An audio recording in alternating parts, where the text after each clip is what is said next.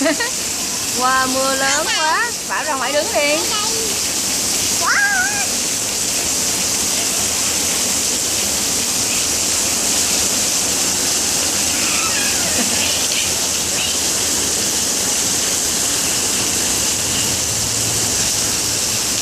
Bảo ơi, mưa lớn quá hả Bảo?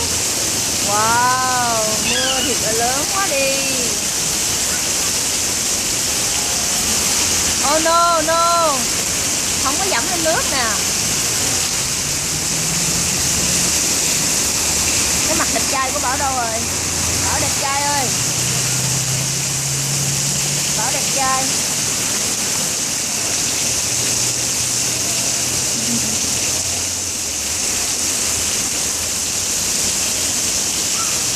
Wow, mưa lớn quá Bảo ơi.